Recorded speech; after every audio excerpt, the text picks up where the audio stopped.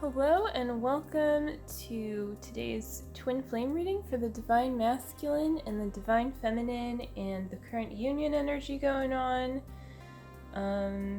Mid going towards the end of the week now. Oh my god. And I have some potatoes and sweet potatoes boiling. They're on low, so I think they're gonna be fine, but if I have to take a quick break, that's why. Don't usually try to do that during a reading, but, cooking, eating, it happens. It's a good thing. So, let's just get right into the reading. And, I have Nature's Whispers by Angela Hartfield, and I also have one, Eternal Crystals Oracle by Jade Sky, and I always have the decks in the description if you ever want to check them out. Highly recommend. They're very good. So let's get started here with the Divine Masculine. Let's see what the card is. And it is Keep Your Dreams Alive. Okay, sir, keep your dreams alive. Number 25.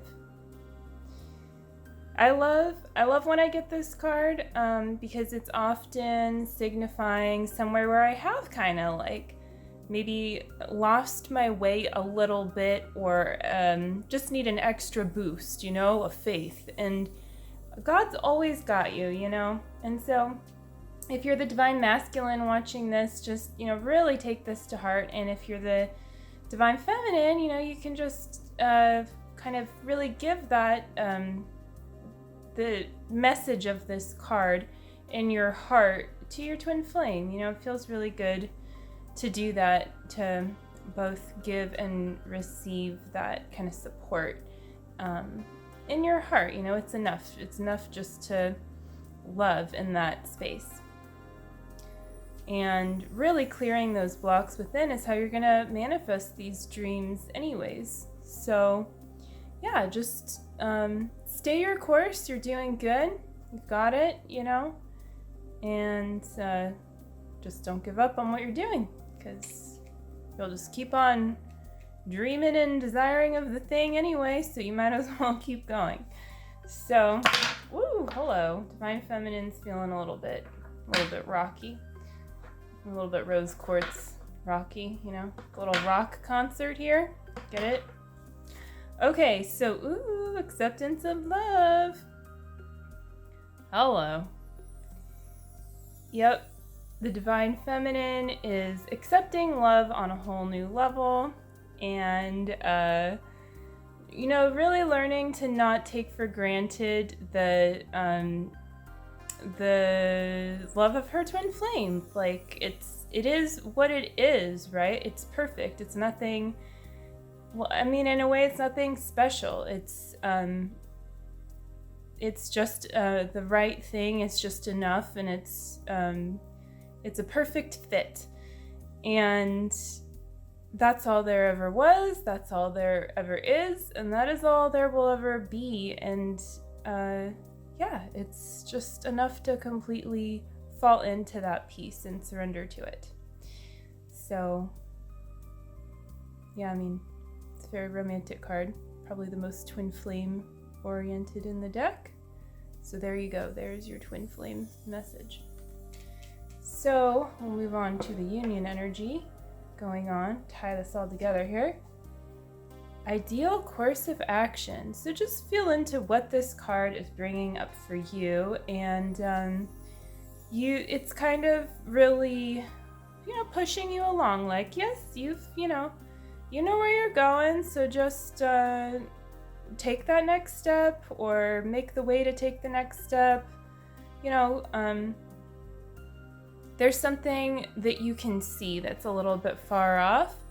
And it's just safe to take that first step in the direction. And then if you notice that the direction somehow of the castle, I actually want to go to this castle next door, it turns out, well, then you'll end up over there. But the first step is to take the step in the general direction, And so sometimes this ideal course of action card speaks to that first step in the general direction, and really surrendering that you will be given the more nuanced steps, or nuanced, or, you know, specific, as you go. You can't necessarily see the whole thing at once. You can't write your life story before you've lived it.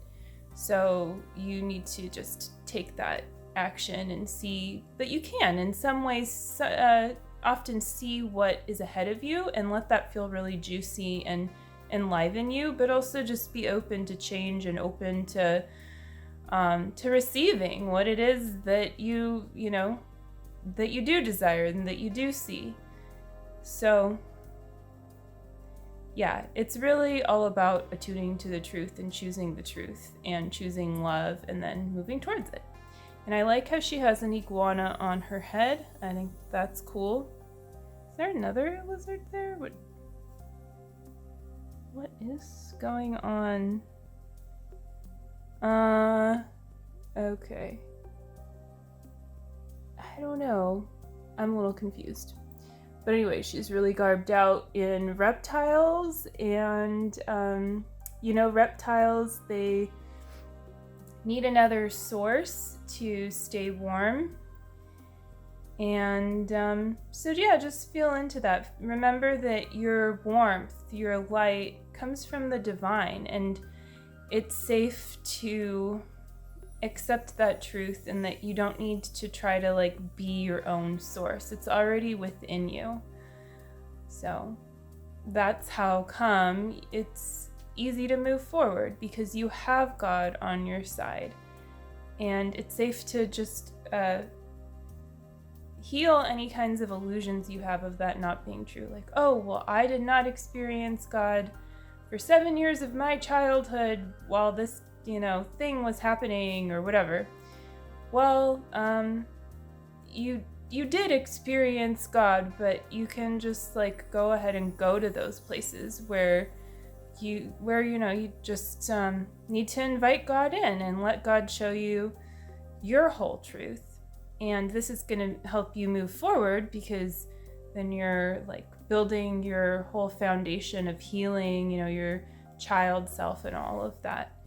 And so you're moving on steady feet, and you're also able to support others that way much better, you know, so you're going to attract more enriching relationships into your life, including, of course, like, you know, going deeper with your union and union consciousness too. So let's move on to the final card. And the final card is insight. Physical body, root chakra. So this is a little bit of a message of both using creativity to help you detox and help you ground. And it's also just a message to pay attention to, like what you're eating and the basic things that you do, and let those be more of a, even more of a creative process and more of a nurturing process for you. So again, like there's a message of detox, rooting down, and creative expression through practical things through this card. And if you have the insight, it's often not recommended to like just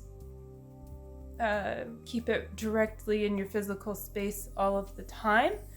So it can be like a nice crystal to put out and have with you, maybe for like a day or an evening, or, you know, if you're like me and like to have crystals around you when you sleep, you know, like near my bedside or whatever, then yeah, sometimes it's good to remember to switch them out. And so, yeah.